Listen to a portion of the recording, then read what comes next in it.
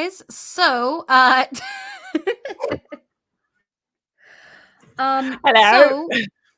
hello. So we are not entirely sure, actually, if the bit where she goes and makes her tea is going to go live or not, because when I clicked the live button, it said we'd been live for 30 seconds. So I have no idea. We were talking about future topics and stuff like that. So welcome, everybody. This is a stream that's been put off for a bit. Oh, we've already got a $20 super chat from Makeda. Hello. Hi, Kata. How you going? So, welcome back, Usham Gals. I'm not entirely sure I get the reference. So, we are talking about phobias, and we're going to be focusing on snakes because that's Mero's interest. But there's actually a few different reasons why we are talking about this. So, Mero, before you get all distracted with Thyla, we're bringing her out. Mero is actually the one who proposed this topic a few weeks ago, so it's actually her story to tell as to why. However, I will warn you guys that we are not going to be playing the original video that inspired it, because I'm concerned that it is a community TOS violation on YouTube, because it does involve killing an animal on screen. So, trigger warning, by the way, we will, if you do have a phobia of snakes, we will be showing a video with a snake in it, and also, obviously, she's got her snake out. However, we're not going to be getting into too graphic of detail for anything that we're going to be talking about. We're mostly going to be talking about psychology. Also, there are some evolutionary psychology explanations for this. However, the field itself is so fraught with racism and problematic elements generally that we're just going to steer clear of the evolutionary explanation for any of the adaptations we're going to be talking about. We're going to talk a lot about studies and what studies have shown are the case, including stuff like developmental studies on infants and twin studies and such. We're not going to be speculating too much as to why that is, because of just how problematic evolutionary psychology itself is as a field.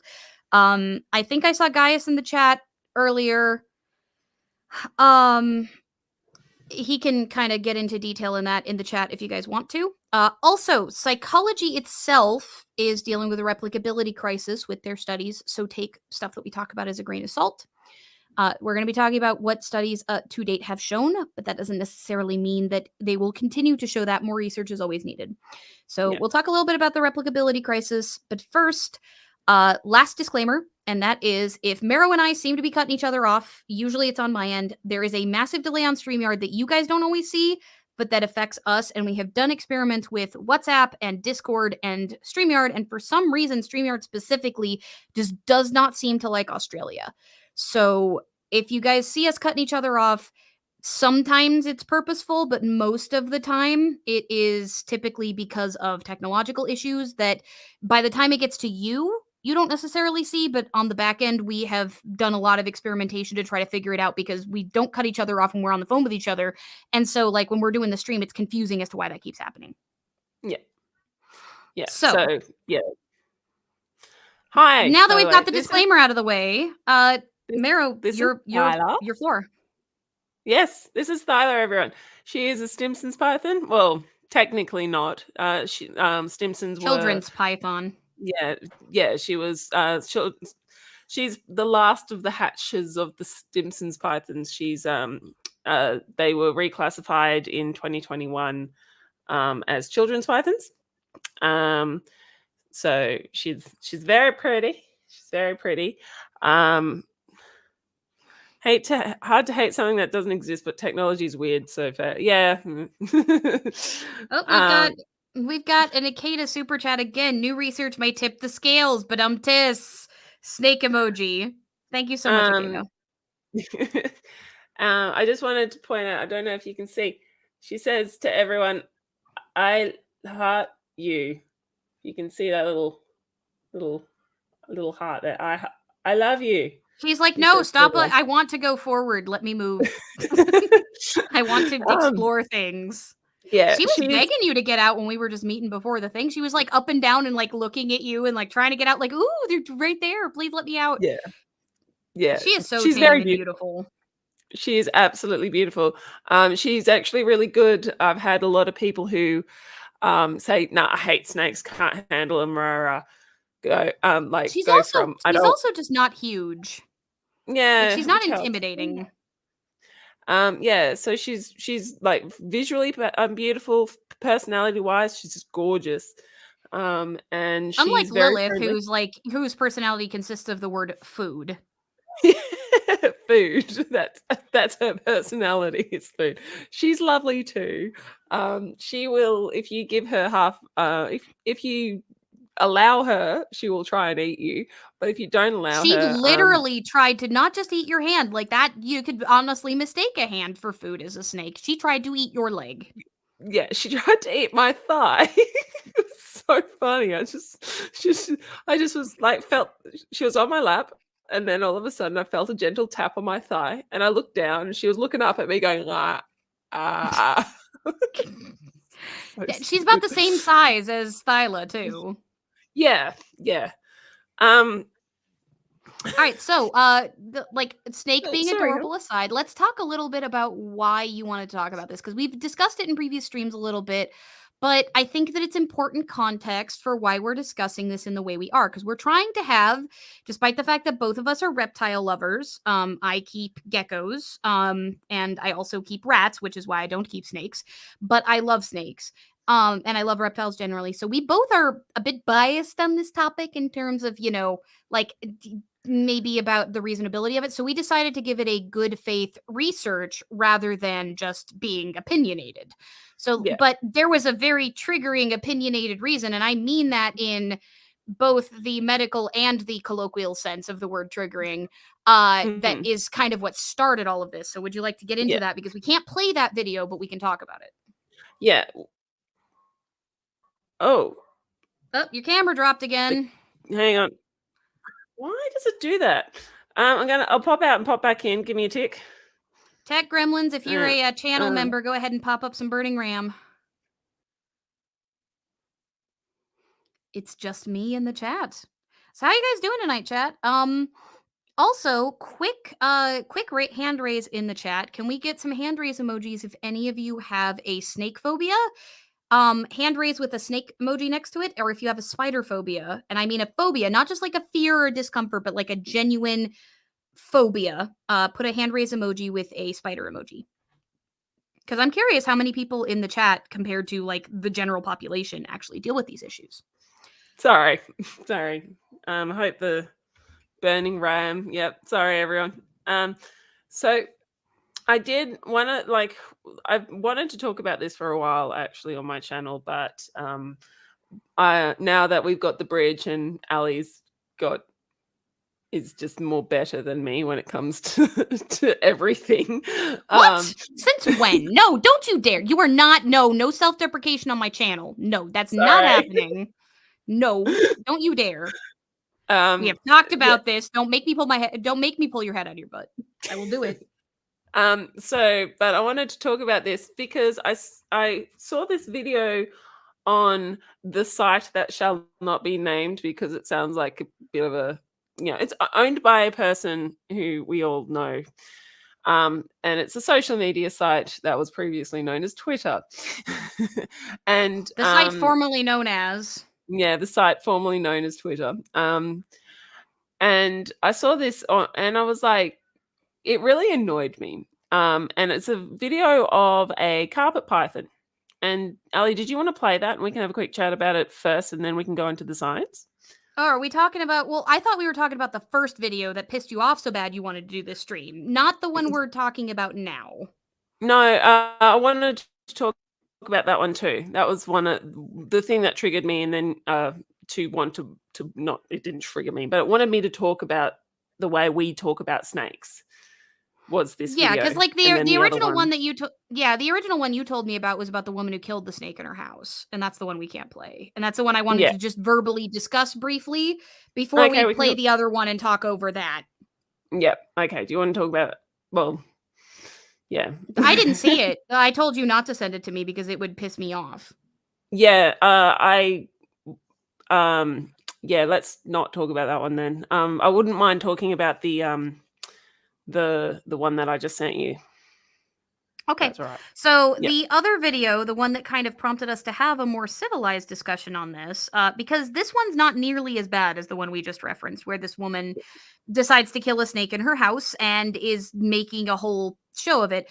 This one, so we're going to be muted. We won't be able to talk while this is playing, but we'll comment on it afterwards. It's about a minute and a half long, and it's going to play in the middle of the screen awkwardly. So I'm going to put us. Like, I'm just going to put us in the background so that you guys can kind of see it playing in the middle. So you won't be able to hear us while it's playing. And there is swearing in it. But yeah, there is swearing in it. So if you guys are considering donating and you're not JACada, like, we might get demonetized because it's in the first hour. But we are going to play this just so you guys can kind of see an example of what we're talking about. We're talking about the way people talk about snakes, because the thing is there's a distinct difference between what might be hardwired into our brains in terms of seeing them and figuring out what a snake is, or a spider, or something else that may be dangerous. Typically they're not, but they might be, versus like the sort of phobia and fear that surrounds them culturally, that may very well be a combination of religious and cultural factors. So we'll talk a little bit about that, but first I'm gonna put us in the background, so you guys are just gonna see the background for a second. I'm gonna play the video. How will we get him away? We won't. Oh my god. Hope he goes into the neighbour. That is feral, isn't it? They're freaky, aren't they? Oh, feral. Dad would be able to touch him. No. Dad's scared of snakes. Means it's Watch someone. this. Careful. Lucky. Careful, Oh, fucking shit. Be brave. Oh, listen to Gary. Wait till Willie sees this video. Look at him. Cat, wait until his tail. Wait until his tail just goes boom. Yeah. Come on, your keys is getting cold. Oh, God, you'll boss it up. Look at this. Look at that. He's going the next one now. Oh, look, his Watch tail's tail. gonna go. Ready? His tail's gonna go Ready, kaboom. steady. Go. Wait. Oh Now. my god, look at it. Now. Ready? Oh, Oh, Oh, it's wow. got muscle. it's got bones. Oh, see, I would have thought that would have dropped. Yeah, same. Oh, look at him. It's all one big muscle. Hey? He's quite beautiful, isn't he? No. Is he? No, but is look he at a his tree? skin. He is beautiful. Is he a tree snake? No, he's a carpet snake, Then darling. how did he climb trees? Look, he's in across the thread. So first off, holy crap, that the snake is huge, like gigantic. I would probably be startled by the presence of that snake because it could cause an injury. It wouldn't, obviously, most likely if you left it alone. But like, that thing is big, and like, I would probably steer clear of it because it is. Now, you'll have to explain some cultural differences for our American audience, because you had to explain some of them to me, because that snake is feral in the American literal denotative sense. That is not a tame snake that you're pulling out of a tank. You probably should leave it alone. But dang, that guy's pretty.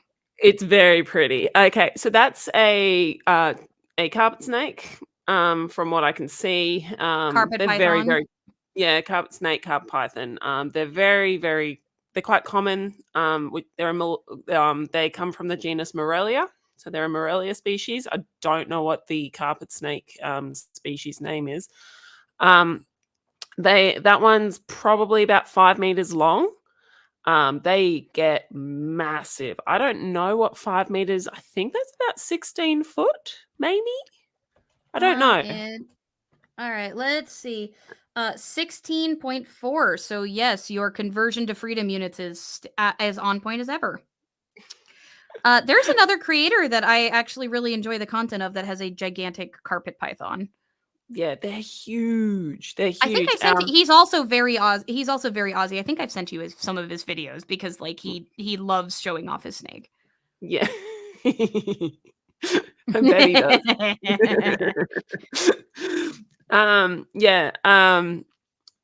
So they're very common, very beautiful.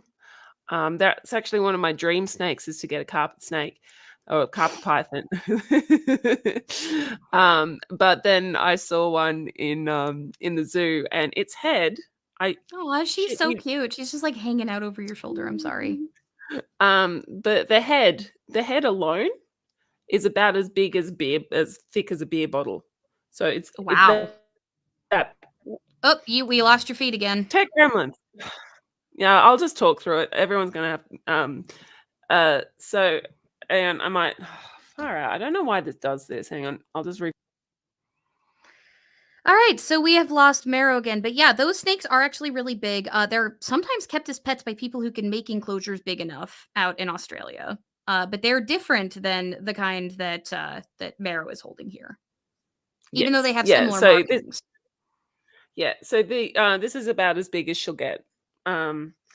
And anyway, so with Morelia species, they're very large. You can get killed by them.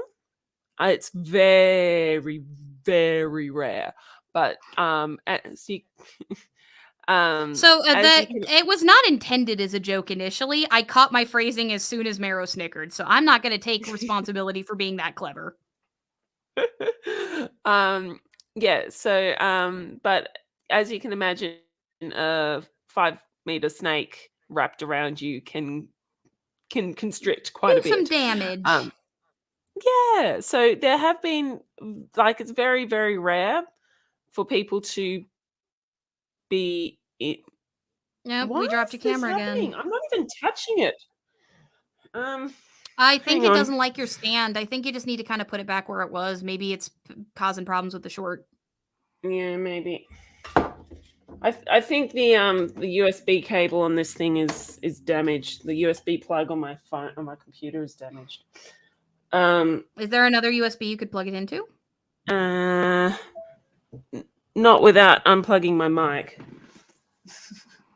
All right, give me a minute. I'll just refresh. Oh, we're losing briefly again. If it drops again, we'll probably just have to continue to go without the snake cam, which will suck. Ikeda with a $5 super set says, "Feed the Tep Gremlins to the snakes." I mean, oh, it dropped as soon as you pop back in.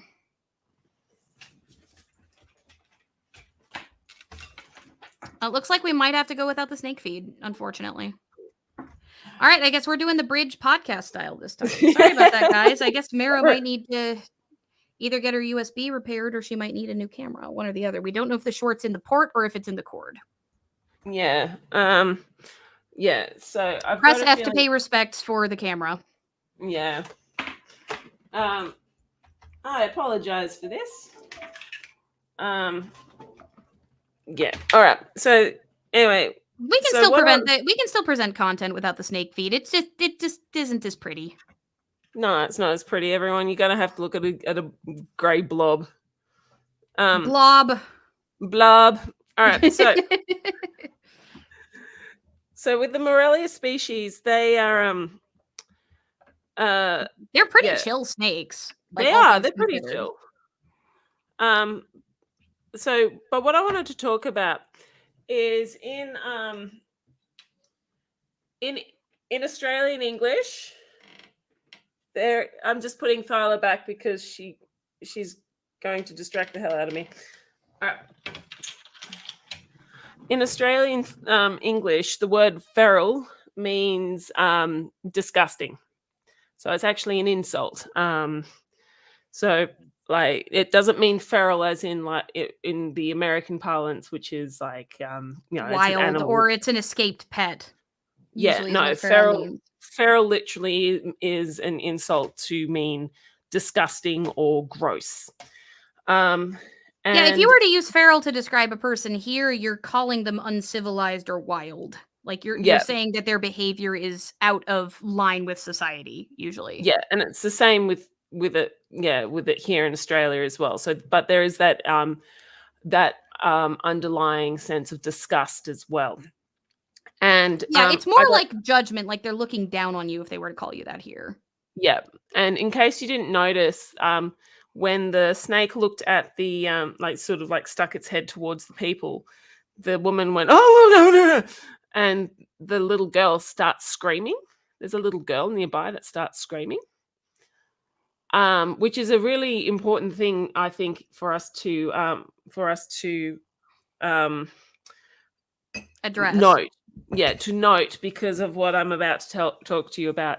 Well, they all also kind of laughed. They were encouraging the screaming behavior. Like she did that, and then like you could hear she kind of paused for a second, like looked, and they were all laughing. So Yeah. it was obvious that the adults gave their note of approval to that behavior. Yeah. And also the dad was like, just be brave as well. So, brave being, you're standing in the way of something that's scary. And then you might also break, like, probably the grandmother, I think it sounded like the grandmother was like, that's just a really beautiful snake. And no, it's not beautiful. No. I mean, but look at it. Oh no, it's great. It's not beautiful at all. Well, yeah, Um, we contested this. She did not say it was gross or anything else. She just said, no, it's not pretty. no, it's not beautiful. No. And then the And- other person repeated that look at its skin, it's really pretty. And she went, no. Yeah, JACandQuill says, I mean, they're also calm and educational about it. I've seen way worse reactions. It's true. And to be honest, like, them being a little bit calm about it is actually the reason we use this clip specifically, because it's still, you don't have to be frothing at the mouth, terrified, or like screaming about how gross it was the way that the woman in the other video was that we can't show it, to pass these attitudes down through the generations.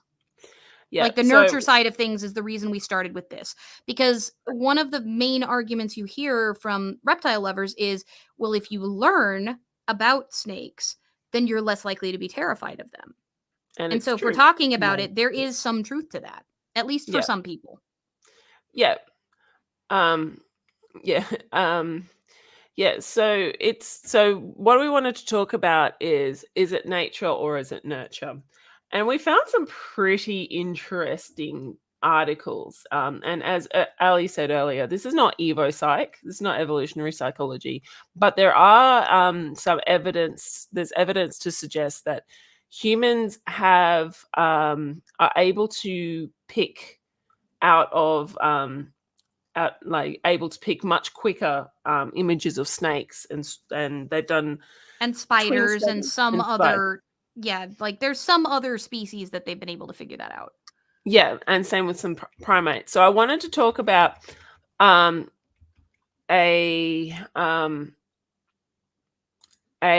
couple of articles that I found.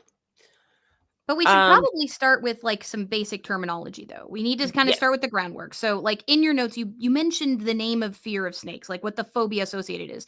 And as, like, before we lay down this groundwork, I do want to mention there is a distinctive difference between a clinical phobia, which is typically so debilitating it affects your day-to-day life, and just a generalized fear of spiders. So, like, you may have had a partner or a friend who just did not like spiders. They thought they were gross. They wanted to kill them when they saw them. But, like, somebody who has a phobia might be paralyzed to even go outside out of the idea that there might be spiders there, or might not go into their bathroom for a week if they see one there, or might pay hundreds of dollars for extermination services to make sure that every spider in their house is dead. Yeah. Like, there's a distinctive difference in the, like, clinical effect of a phobia versus just normal fear. Yeah. I actually know somebody who has arachnophobia so severe that they saw a huntsman, which, to be fair, are pretty scary looking spiders.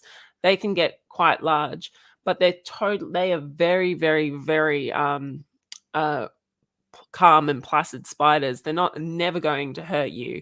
And in fact, they're so calm and placid. The male helps raise the offspring. So that's cool. I really like that little fact about huntsman spiders. And this person, who is a fully grown adult, was in the corner of my bedroom, curled up in fear after seeing a huntsman. Like, so we actually have somebody in the chat who's mentioning having a spider phobia. JACandQuill, who is the channel artist, by the way. Everybody give a round of applause for the amazing channel art. Yep, constant nightmare, sleeping in different rooms if I see one, etc. There's different levels to it. So yeah, that's an example of the way that a phobia can affect somebody. So when we're talking about the genetic basis for things like phobias, we are specifically talking about that, not necessarily just the generalized discomfort or fear reaction that, say, Frosty Brand here expressed, where I'm not paralyzed, but F spiders, they just don't look like nature made them. They're creatures of the warp. So like not liking how they look or something like that. That's more of either a fear reaction or just like a cultural disgust. It's not quite the same thing. Phobias are so incredibly debilitating. And it is such a misused word that I really want to make sure we impress upon you folks not to misuse it in the course of this discussion. Because when we're talking about phobias, we are talking about that clinical designation. It's a medical term. Yeah.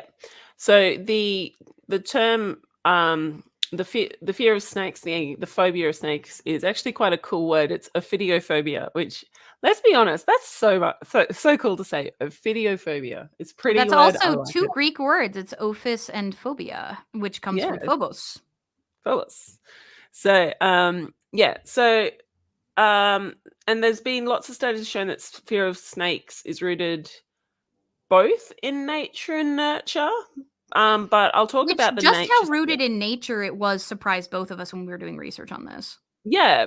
So there's clinical fears of snakes and spiders, because a lot of the research looked at both snakes and spiders, not just straight snakes. So for reasons I don't know. I'm going to mute really quick so you guys can't hear me typing, but if I recall correctly, and I'm going to look it up before I make this statement as a definitive, snakes and spider phobias are the two most common phobias, followed by fear of heights and fear of going outside. And but I'm going to go double clowns. check that. And clowns. Clowns is pretty high on the list as well. Yeah, which, to be fair, they are pretty scary. So clinical fears of snakes and spiders are reported in 1 to 5% of the population. So we're talking about the paralyzation of the fear. But about 1/3 of people report they don't like a strong dislike of these animals. And like, yeah, and it's kind of weird that we have this. Okay, so I found an article from Baton Rouge College that says arachnophobia is the number one fear, like phobia. Fear of spiders, 1 in 3 women and 1 in 4 men. Aphidophobia is number 2. Yeah. 3 is acrophobia, which is fear of heights. 4 is aerophobia, which is fear of flying. 5 is cyanophobia, or fear of dogs. Okay. In fact, it says 36% of all patients who seek phobia treatment are for dogs. So, like, because you can see how that would be so debilitating in a dog-loving society. Number 6 is social phobia, and number 7, interestingly, is agoraphobia, which is the fear of leaving your house. So arachnophobia and aphidophobia are the top 2 phobias that are reported by patients. Out of curiosity, was that study pre or post 2020? The article is dated 2022. Oh, because I would have thought that, like, it would have been interesting to see if agoraphobia was changed after COVID. Well, I don't know what their data is, because this is an article on the site that's based on their research, so this isn't like a paper, but it is a college website, and it doesn't say that it's a staff blog, so I trust the statistics there. Oh yeah, cool. So there was a 2017 study by Stephanie Hole, Carl Kelmer, Maria Johansson, and Gustav Gredebach. Apologize to any Germans whose names we butcher. Which is probably all of them. And it was titled "Itsy Bitsy Spider: Infants React with Increased Arousal to Spiders and Snakes." Okay, so let's define arousal really quick so that we don't get jokes in the chat, because we're talking science here, folks. There are specific terms that don't mean the same thing when we're using. Yeah. So arousal meaning like they're more alert.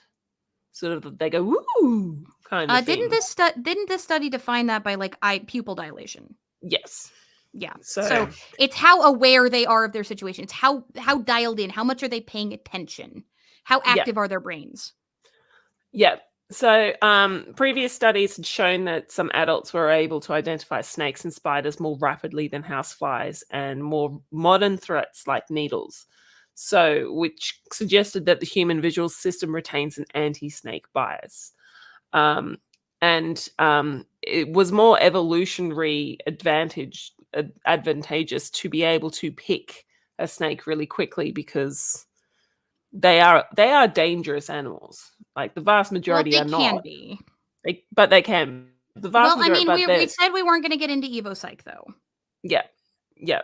So, well, I'm trying to stay away from it, but there is This particular study does mention it, even though it's a developmental biology study.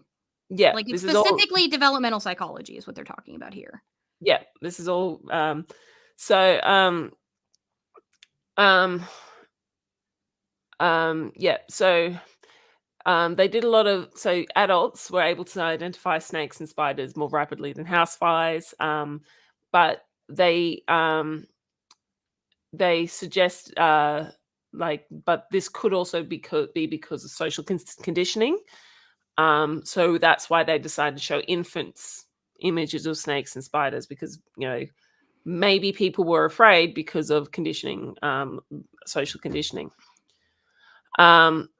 Previous research showed that infants and very young children were able to discern snakes and spiders quickly from images, and there are hints of humans are more likely to build fear association with spiders and snakes than, for example, a flower.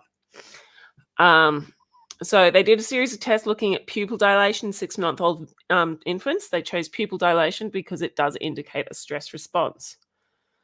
Yeah, it's one of the reasons why, if you're in shock, why like your pupils dilate, because high Yeah. stress responses cause pupil dilation. So if you want to know if somebody is stressed the F out, their pupils might be a little wider than they would otherwise. It's also why you become so sensitive to light when you're stressed. Yeah. And why being in a dark room can help calm you down. Yeah. Anti-aliased Polygon says fears of the creatures are definitely not helped by the zeitgeist around them. Like there's a conception that snakes, spiders, etc. don't have emotion. There is a lot of arguments and debates around how snakes and spiders, how snakes at least have can form relationships and love. A lot of people, the average person goes, yeah, snakes cannot love humans. And I am of the opinion that at least some species should be able to form like kin and love, maybe not to the way we view it. Well, garter But, snakes make friends. They've demonstrated yeah. that garter snakes are social. They make friends. But like And most same with rattles as well. non-social species don't seem to form love attachments, just generally. As a general rule. Love typically is a bond that forms due to social constraints on a species. So if a species is not a social species, there's a good chance that that creature might not have the capacity to form attachments. Now, Yeah. whether they can like get used to contact or things of that nature, like I would never claim that my gargoyle gecko Marmar, they're not a social species. I would never claim that he loves me. He tolerates me at best, and I love him, but he doesn't know that, and he has no way to know that because they're not social. Yeah. And so what I was Ali just popped in, basically making the point that I was about to say, like there are social species of snakes. Rattlesnakes actually have been observed to have best friends, and also conversely, other individual snakes tend to avoid each other, and they also form kin relationships as well. So that's really cool. And so and with Lilith and Thyla, there is definitely a change in relationship that Thyla has with Notja, who is my boyfriend. And my relationship with Lilith is different to her relationship with Notja.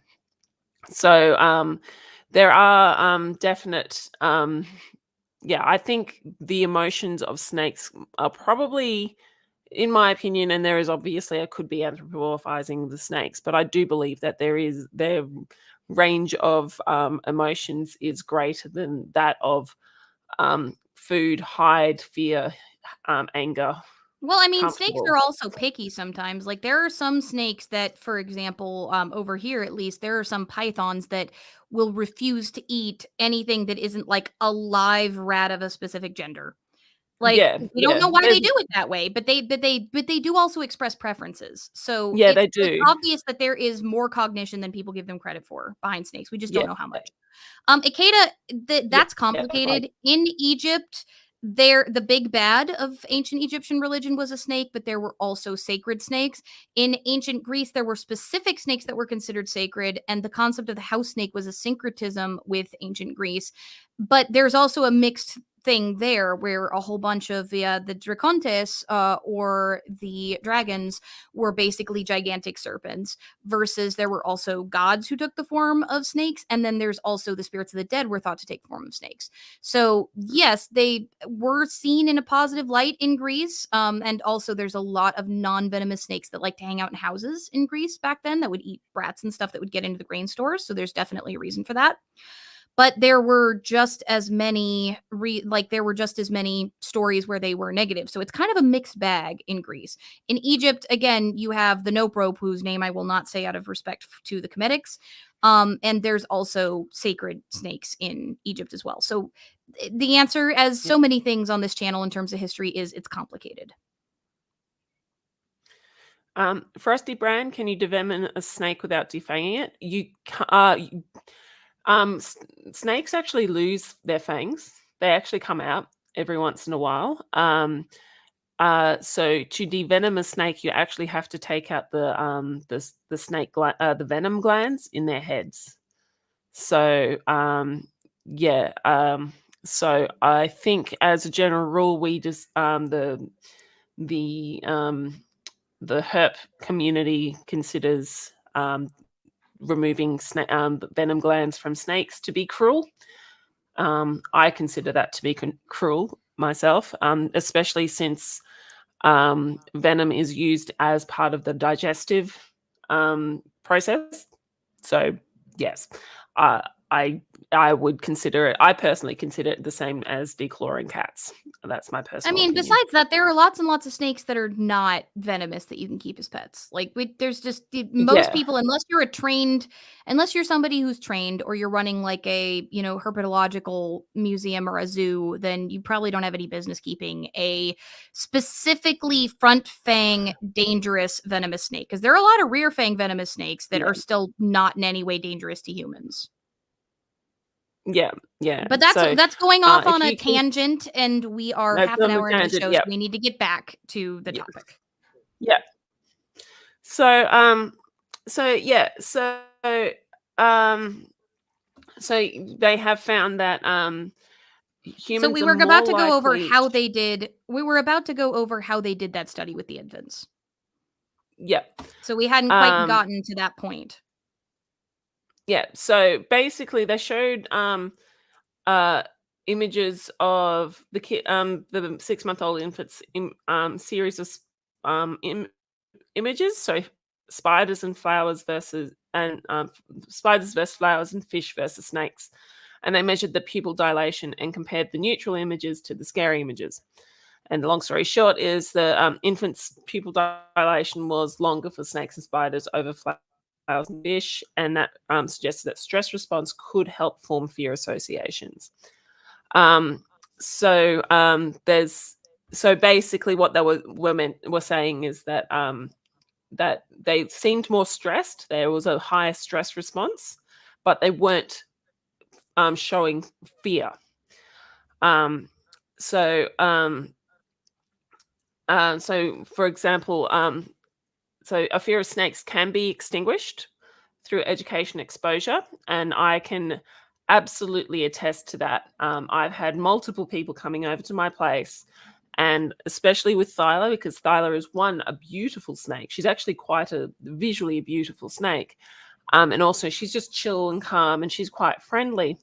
And I've had people who go, I don't even want to be in a room that has a snake in it, to holding the snake within a couple of visits.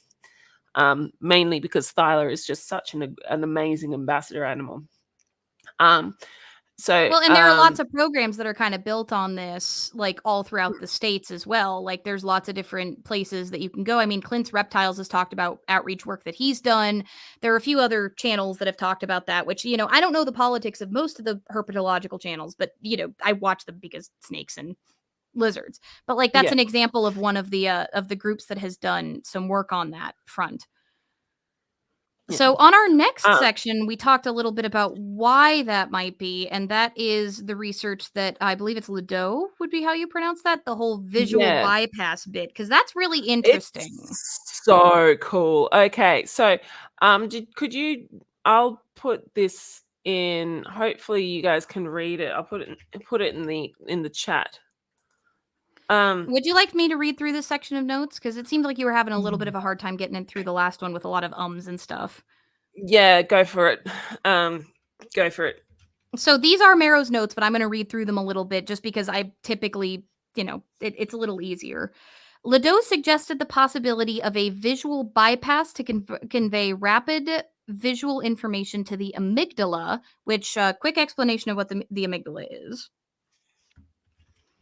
So the amygdala is the part of the brain that processes immediate reactive emotions. It does a lot more than that, but like when you talk about anxiety, when you talk about PTSD, when you talk about fear, you are talking about the amygdala reacting quite often.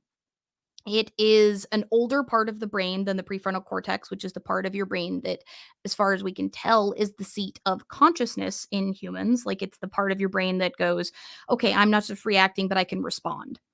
And it has a bit more power than the prefrontal cortex in an initial reaction as opposed to a response. So, what I mean by reaction is I mean the instinctive thing that you initially feel as opposed to a reasoned response to something. So the amygdala is the thing that's going to make you jump if somebody walks up behind you and startles you, versus the prefrontal cortex is the thing that's going to realize that that person is your partner who just walked up to you and, there's no threat. So, so they convey rapid information to the amygdala and protects humans from, for instance, snakes. This is based on an earlier finding from 1990 that the auditory cortex is not required for a sound to be paired with a shock during fear conditioning, as projections from the acoustic thalamus are sent directly to the amygdala. So that's really interesting. Do you want to talk a little bit about what that means for folks who aren't as scientifically inclined? So, basically, I'm sorry, I've got a bit of a fuzzy brain today. I haven't been sleeping properly for the past couple of years, but no, I'm quite distracted right now. I'm sorry. Can you continue? So basically what that's saying is that the part of your brain that interprets sound in startling conditions will send that directly to the part of your brain that reacts, bypassing the prefrontal cortex, the part of your brain that responds. Yep. So, however, the visual bypass is less sharp as it does not benefit from cortical processing, as such, a crude representation of the stimulus. So it's the researcher calls it quick and dirty, that can lead to a number of false positives. So remember that example that I gave a moment ago that was actually on purpose. I read through these notes before we started. So that initial, oh my God, reaction to the dark shape that you then later realize is your partner is actually a false positive. Or a better example would actually be if you've ever seen a cat that jumps at the side of a cucumber, like those videos, their brains are initially identifying that cucumber as being a snake, and then they go and they walk up and they sniff it and they're like, oh, okay, well, that's not actually a threat. And then they slink away all embarrassed. So that's what it's talking about by false positives. It's that initial reaction that your brain is doing quick processing to, potentially get you away from a threat before then realizing that there was in fact no threat, because it's safer to get away than it would be to get bit. Yeah. And my cat, she's had to live in a place where there's 2 snakes, and she's still absolutely terrified. Even though she knows that these animals are not going to hurt her, she will still be very, very, very cautious, especially when the snake enclosures are open, because she knows if the snake enclosure is open that the snake is out and being handled. And you can tell she gets very, very, very scared and very, very nervous knowing that it's open. She's a lot better now, but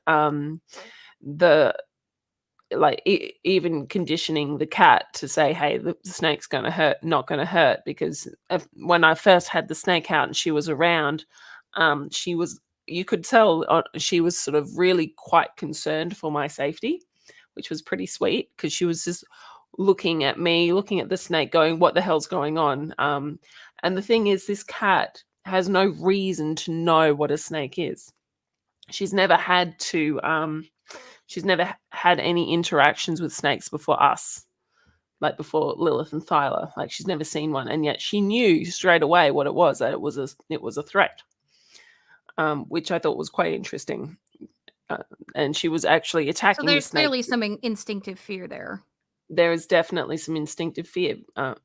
She's quite a nervy cat anyway, but Well, I mean, cats are also the size where a lot of species of snakes could be threats to them. absolutely, yeah, And as far as we know, their genetics appear to originate from deserts where some larger snakes absolutely could have hunted their ancestors. yeah. So, yes. like, when you're talking about animal instincts, like, that actually does have a pretty strong evolutionary basis. The prefrontal cortex muddies the water when you're talking about that in humans. Fair enough. Yeah. Okay, so this goes on to their next study, which is Mormon et al. In 2011. There's evidence supporting that the human right amygdala, so the right-hand side of it, is a specialized neural adaptation dedicated to processing visual information about animals, which could either be predators or prey, which is interesting because there are other studies that show that the whole, "oh, it's so cute, I could crush it," the way we talk about, adorable animals, has to Yeah. do with recognizing helplessness and prey as hunters. So that's very Yeah. interesting. Is very interesting. And sort of humans do kill and eat snakes in several cultures. I think more than several in quite a lot of cultures. I think basically European culture might be the only one that doesn't really kill and eat snakes. They're a really good source of protein. They lay eggs, and they also are most of them are very quite harmless. And yeah, I don't know if I could eat a snake. I'd feel pretty awful about it. And it also seems that humans' enhanced detection of snakes is not so much contributing towards a significant escape advantage, but instead might favor attention and further evaluation. Because as we mentioned before, the vast majority of snakes are actually harmless to humans. I was reading a book called Venom, and it's basically a woman she was just talking about how toxins evolved throughout history, and she mentioned that toxin evolution has evolved quite a few times and then stopped being and then de-evolved, like was selective against, because it's very very very very expensive to make toxins and to make venom protein wise. So And that's why the 93%. vast majority of snakes are either rear fang venomous, meaning that the venom doesn't get injected until they're already swallowing their prey, or Or they're that, just not venomous at all, and yeah, they're like 90 they kill by constriction. yeah, 93% of snakes are non-venomous. So 93% of snakes. And And so now most of the ones that are like front fang venomous are also very dangerous to humans. A lot of them have Oh, neurotoxins. incredibly dangerous.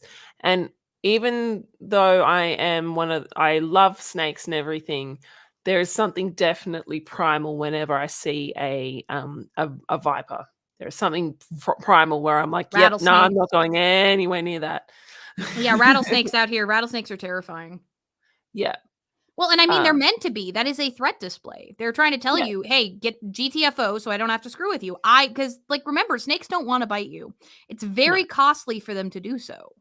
Like, if Mhm. most snake bites in the United States, at least, are inebriated people, Yeah. which, should Um, tell you something about their judgment in that situation and what might have been going on with that snake when they struck. yeah. Walking by a venomous snake, they're not very likely to strike you. Yeah. Absolutely not. There are some snakes that are just cantankerous assholes. But but they King cobras are like that. King cobras are yeah, pricks. yeah. But of all of the of all, and I think it was the spitting cobra in India actually evolved because humans attacked them so much. Like, I think they found, I watched a SciShow video on it, and they found that spitting cobras evolved that evolutionary trait because humans kept attacking them, and that was defensive against humans. Ikeda says it's harder for drunk people to dodge a viper. The thing that I was implying there, I guess I'll just state outright. Somebody who's drunk may not make the best judgment call about whether or not they should leave alone a rattlesnake that's telling them to piss off. Like, Yeah. they're far more likely to keep messing with a snake that is putting on warning signs, because snakes will put on every warning sign. They'll try to look bigger. They'll flare out their hoods if they're cobras. If they're vipers, they'll like bunch up. They'll make all kinds of sounds. Like if they're like if they can make noise like rattlesnakes do, they'll be rattling. They will do everything in their power to tell you to bug off. They are trying to make themselves look big. They're trying to scare you away. They don't want to poison you. They don't want to envenomate you. Because if they do, they are wasting their venom that they could be using on prey that they are now going to have to replenish in order to escape. And so then, they don't want to bite you. Snakes, on the whole, typically do not want to bite humans. If you leave them they're alone, venomous. they will most likely not bite you. Now, non-venomous snakes might bite you out of self-defense to try to scare you away. But venomous snakes, typically, it is in their best interest not to bite you. And in the case of Lilith, she'll just bite you because wants to eat you. Ikeda goes, Alika, I was making a joke about the Dodge Viper, the car. Nah, that went over my head. It's a good point to stress, though. Yeah, it's very important.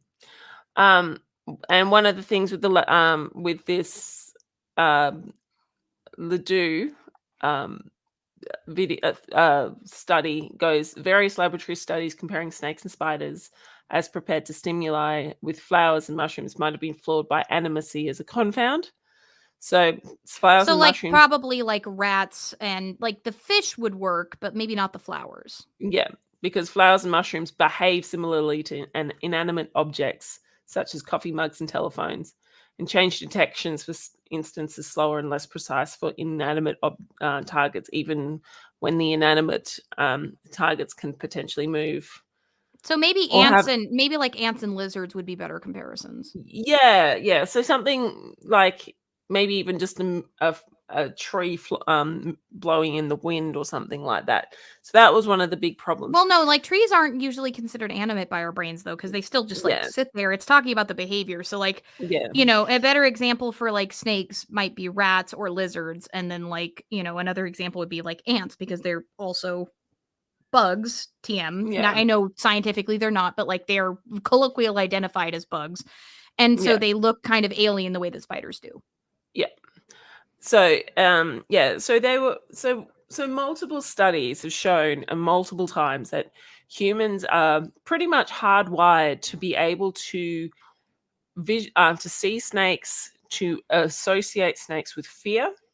They're also likely to associate snakes with lots of things, just hardwired into our brain.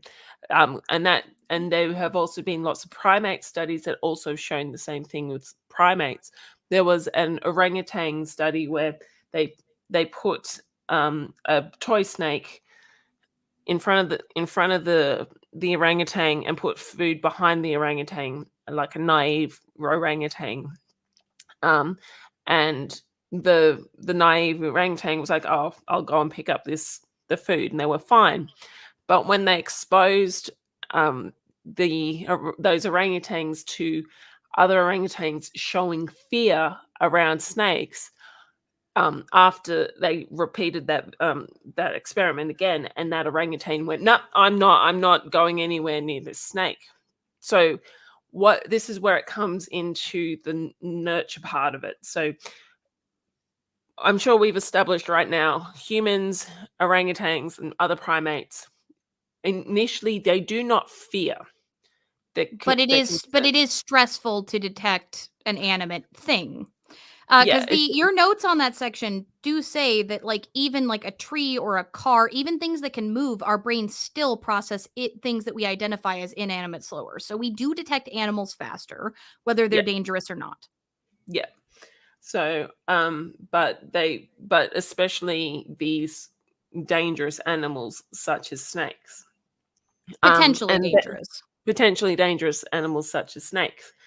Um, and it makes sense that we consider them to be potentially dangerous because there are a small number of snakes that will kill you. If you get Like, bit by them and if you are you get bit. drunk and you keep messing with them, or you're not drunk and you still keep messing with them after they've warned you 1,000 times over that they are going to, that if you keep effing around, you will in fact find out. Yeah. Or But you again, I want to accidentally stress step on that them. yeah, or you accidentally step on one. But even then, a lot of the time they'll try to get away. Yeah. Yeah. It's envenomation is by definition the final it's the final thing that they will do. And the way I describe it, I don't know if I've used this analogy on this channel before, and it will take a while for me to explain it to you.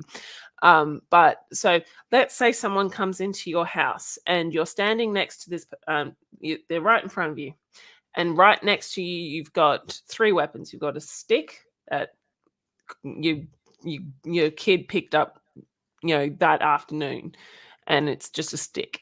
You've got a $6,500 knife that um, that is really important to you, and will break pretty easily.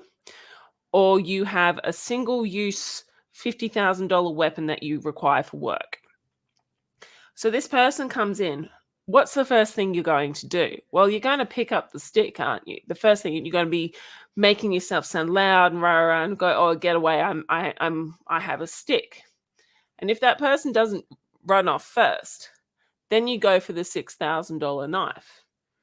And if they still haven't continued to run away, that's when you pick up that $50,000 thing that you require for Kay, work.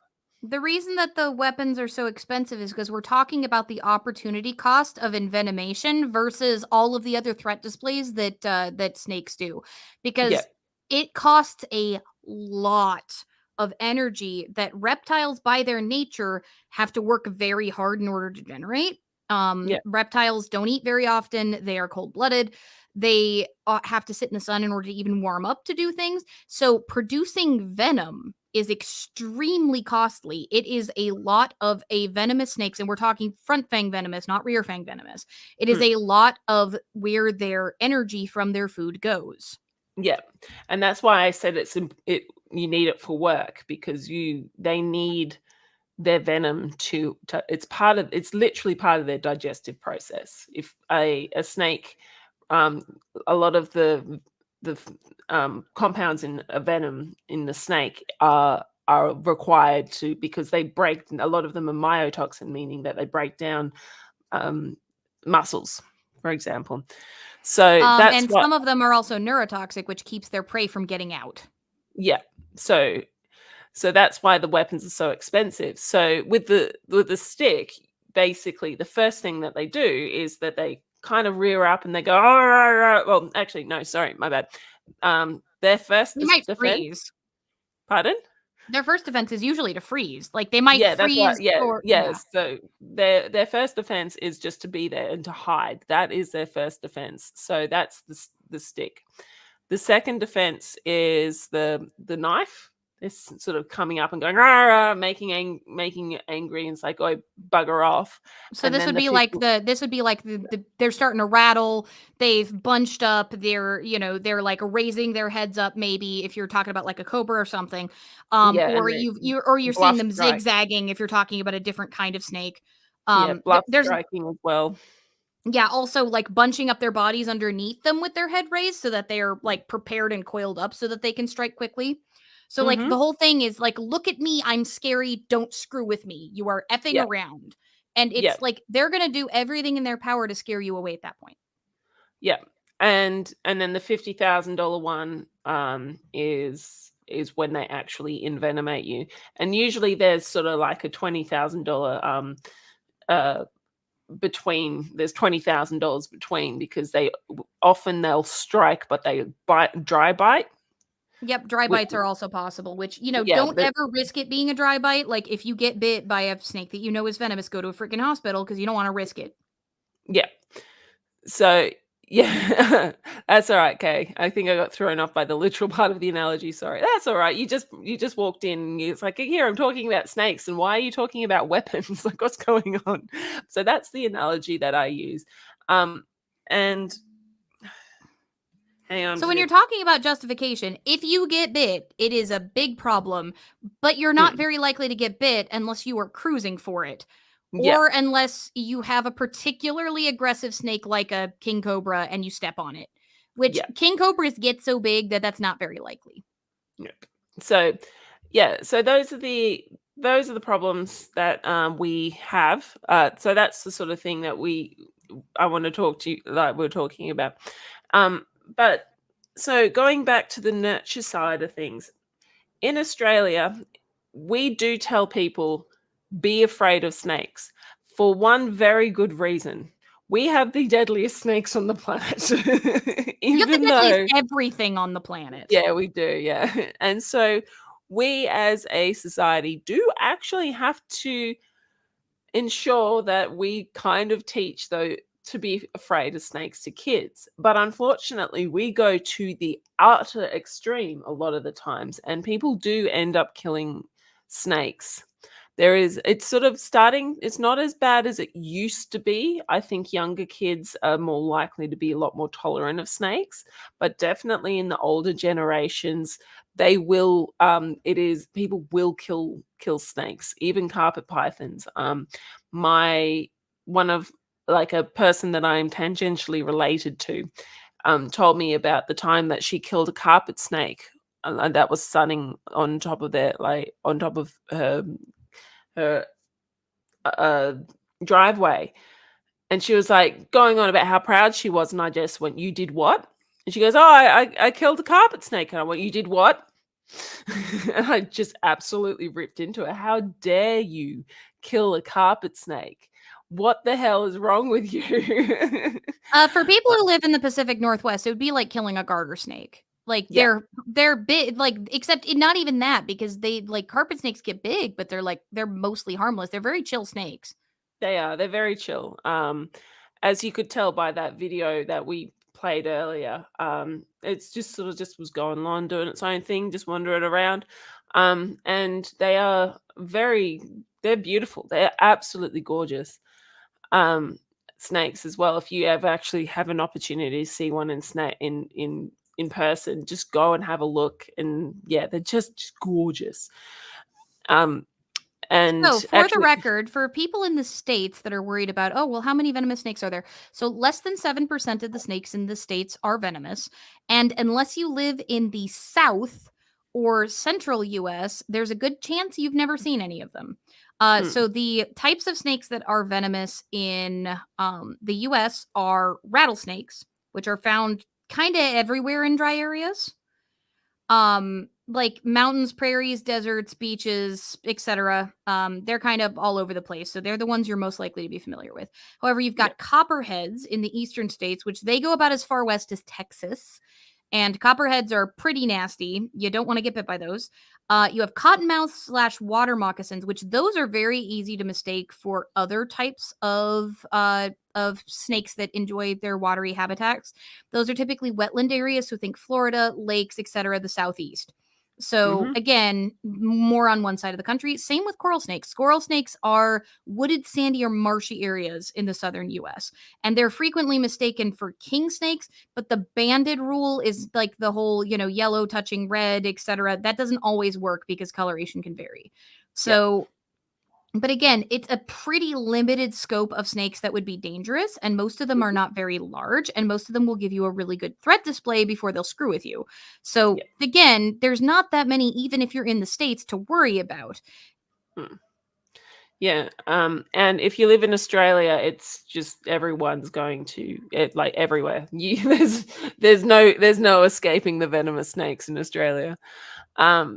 So one really just a bit of an anecdotal thing happening, which kind of made me go, oh, I don't think I'm all that afraid of snakes, is that one day I was at school and it was in the hot season, so that's more activity for snakes. And I was sitting down, reading a book, listening to music, and I was listening, and hearing my friends talking, and all of a sudden, my friends were no longer talking, and I look up, and there is a brown snake, which is one of the real deadly ones, just coming straight towards us, and it was coming right towards me, and I just sat there and watched it, and about, I don't know, good 3 or 4 meters away, it turned and went into a bush that was a good couple of meters away from me, and I kind of shrugged my shoulders and kept reading. And then I realized about, a couple of days later, I was like, oh, fuck you guys. Like, thank you for telling me there was like the deadliest snake on the planet just coming straight towards me and not tell me. Press F to pay respects for our monetization. Sorry. I mean, it's been more than an hour later, so it should be all right. So somebody said the whole red next to black friend of Jack, that rhyme is a lie. It, according to herpetologists, it is not Absolutely. always consistently true. Yep. Variations in color. Like, if you look at any snake, if you look at brown snakes in Australia, there's actually someone found a brown snake. JACada paid $10 to make sure everyone saw his F. Respects have been paid. Thank you. Okay, to give you an example, so brown snake in Australia, what color? A quick question, Ali. What color do you think a brown snake is? Well, I mean, what is that a trick question? Yeah, no, genuine question. What color do you think a brown snake would be? I mean, it would probably be all kinds of different, like, dark colors in that drab sort of collection, but obviously the word would be brown because that's Brown. the name. Yep, they found a fluorescent orange one. And how did that survive in the wild? I don't know, and they had to let it go because it was a venomous Australian native animal. Fluorescent orange. It was the same color as Fanta. How did you, like, I'm surprised the Coke company didn't copyright it. Look up. I'll see if I can find it. So if you want to keep talking, I will try and find a picture. Davey and all of us have learned so many things in our childhood that were lies. Fluorescent orange sounds like a lot to me. Like, I think fluorescent orange, I think like a traffic cone. It's a snake traffic cone that can kill me. That doesn't sound like the most appealing thing. At least you could see it coming. Okay, I found it. I'm sorry. It's the courier mail. But I'll send you the link through Discord if you wanted to take that picture and put it up. But yeah, they found a snake catcher had to remove a fluorescent orange brown snake. Oh yeah, that really is the color of a traffic cone. Yeah. Well, I wouldn't say it's quite fluorescent, but it is that is the color of a traffic cone. Yep. So if you wanted to put that up on screen, if you can, and just to show everyone. You didn't give me time to actually test it. Let's see if it'll let me open just that. Okay, yeah, it'll let me open just that. Yeah. So that's the image that is being referenced here. Yeah. Yeah. So when you're talking about color variation, a brown snake could also be fluorescent orange. It's so cool. And I was like, if that wasn't one of the deadliest snakes on the planet, I would have actually loved to have seen a breeding program to bring that. Yeah, it was. Yeah, it was rare. I don't know what the story behind that in regards to genetics was. It could be an albino or something like that. But yeah, anyway, just thought everyone. It was very pretty. I was like, ooh. Yeah. So, but we're kind of going off topic again. So, well, no, we're not really going off topic because we're talking about whether or not there is actually an evolutionary impetus for us to specifically be afraid of snakes.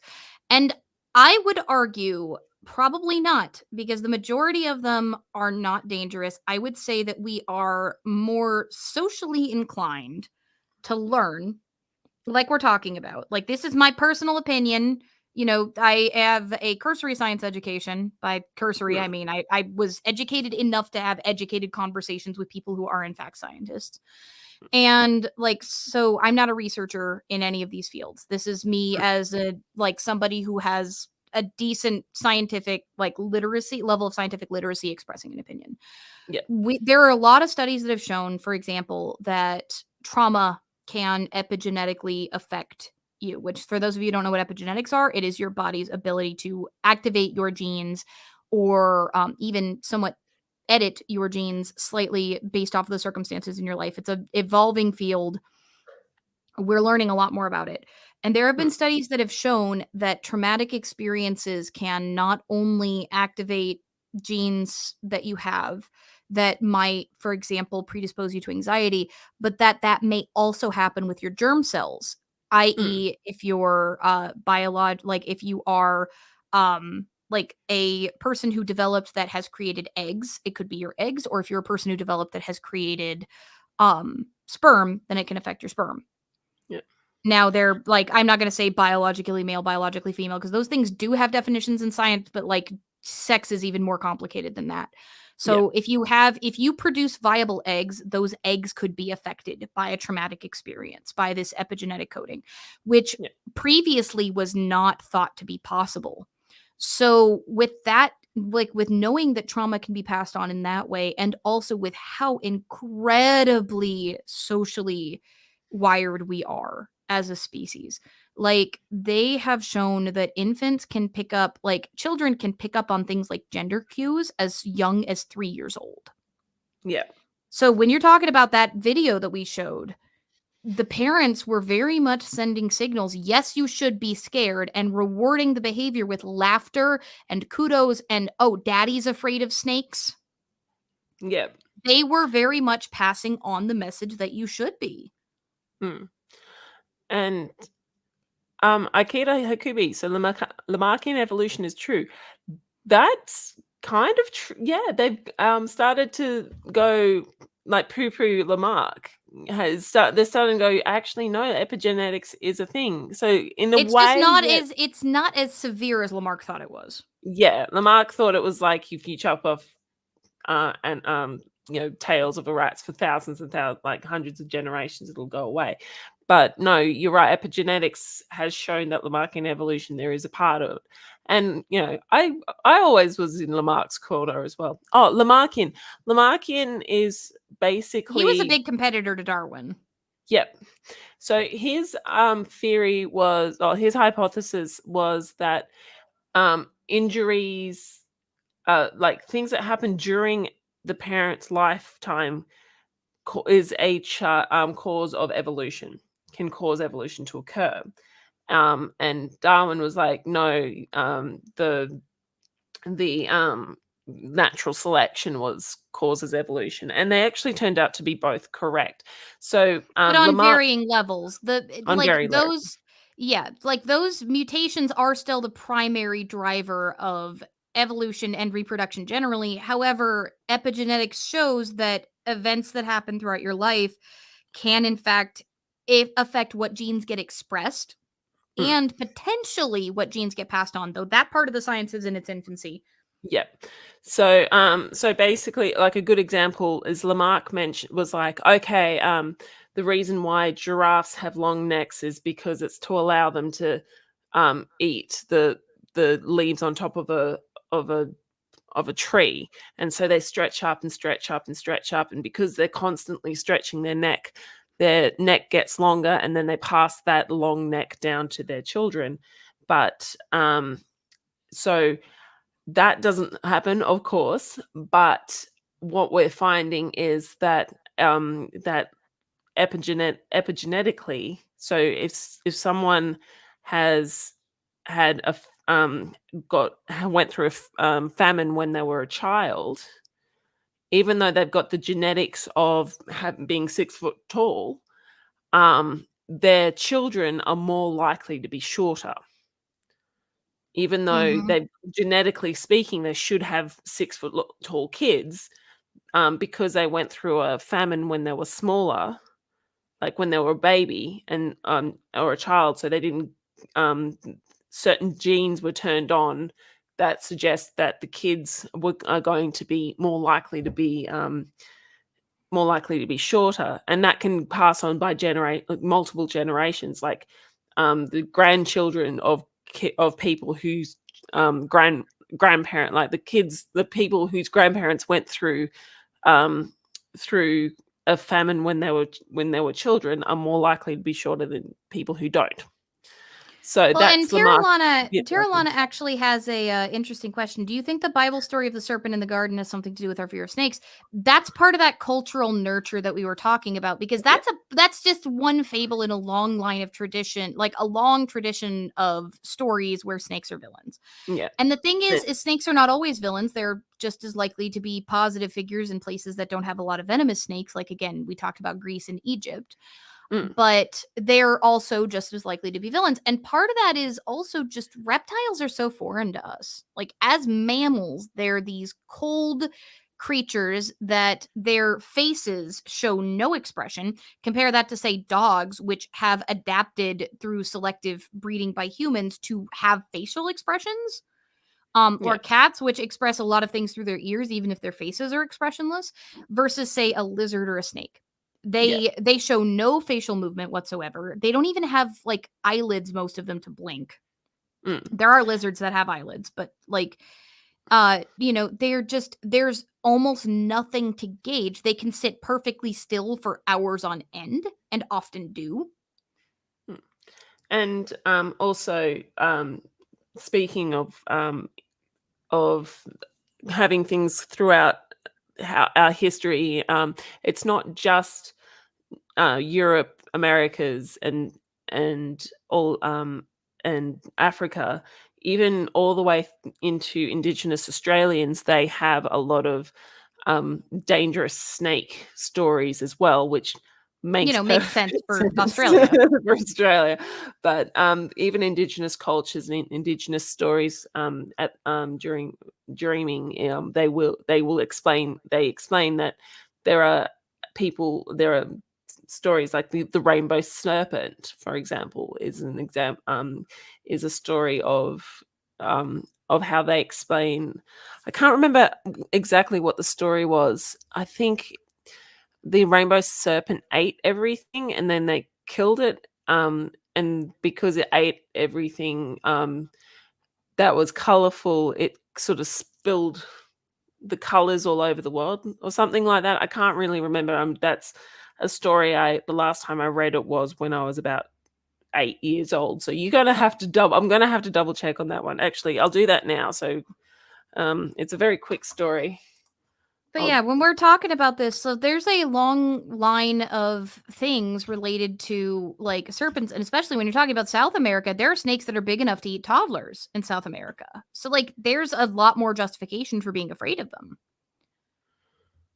So when you talk about like there are cultural reasons, it does not have to be an evolutionary thing for our genetics to predispose us. Our genetics predispose us to detecting animals. They predispose us towards, for example, like there have been studies that show that negative memories are far more likely to lodge, which is why probably there's such a high phobia of dogs, even though evolutionarily there would be no use for that, right? Like because dogs have been man's companion for at least 10,000 years. But if you're talking about phobias of dogs, there is an impetus for logging negative experiences. Remembering that you ate that mushroom and threw up for 2 weeks. Remembering that guy punched you in the face. Those sorts of things, right? Like remembering those things, because if you survive a negative experience, it's important to not repeat it. So negative memories are more likely to lodge and to stick than positive ones, which kind of sucks for our day-to-day lives, but it makes a lot of sense in terms of survival. And so when you're thinking about like snakes and stuff, yeah, there aren't that many venomous ones, but all it takes is the collective consciousness of, so-and-so's mom got bit and never came home. And now all of a sudden you have myths. Yep. Okay, I found it. It's a very, very quick story. So the Dreamtime, the rainbow serpent. At the beginning of the Dreamtime, the earth was flat and dry and empty. There were no trees, no rivers, no animals, no grass. It was a dry and flat land. One day, Guriala, the rainbow serpent, woke from his sleep and set off to find his tribe. He crossed Australia from east to west and north to south, stopping to listen for his people. He crossed every part of the dry, flat Australia, but found nothing. After searching for a long time, he grew tired and lay down to sleep. The land he lay down to sleep on was not the same land he had set out to search for his people on, though. As he looked for his people, his big, long body had cut great gouges into the land. Guriala lay in the sand all alone until he decided to create more life in the world. He called, "Frogs, come out," and frogs rose out of the ground with their bellies full of the water they stored. He tickled the frogs until the water burst from their mouths and filled the gouges in the land. These gouges made the rivers and streams we see today. As the water flowed over the land, the grass and trees began to grow and fill the land with colour. Now there was grass to eat and water to drink. Guriala woke the animals. The kookaburra laughed, the goanna walked, and the wombat climbed out of her burrow, all for the first time. Some animals lived in the sea, swimming back and forward. Some animals lived in the sky, flying with their friends to distant places. Some animals lived on the land, digging and playing in the sand. They were happy and gathered food and water to bring back to their own tribes. The rainbow serpent made rules that all animals had to obey. He said, "All animals that obey the rules will be rewarded by becoming humans. The animals that disobey the rules will be punished." Some animals followed the rules and were rewarded by being turned into humans. Other animals disobeyed the rules and were turned into the stone that made the mountains. One day it started to rain, and it rained like it had never rained before. Rain fell for days and days, and the world was becoming flooded with water. Two young men, Bill, or the Rainbow Lorikeet brothers, had no shelter, and they came to the Rainbow Serpent. They asked for help for sheltering from the rain. The Rainbow Serpent was hungry and tricked the young men. "I have no shelter, but you can hide in my mouth. You'll be safe from the rain in there." The young man climbed into Guriala's mouth and he closed it shut, swallowing both men. He soon realized the people would notice the young men missing and come looking for them. He knew they would find their track leading right into his mouth. He didn't want to be caught, and so decided to hide in the only place he knew would be safe, the sky. He hid in the sky away from the people chasing him, and he saw their sadness at losing these two young men. He decided to try and make them happy again, so he turned his body into a big arc of beautiful colours.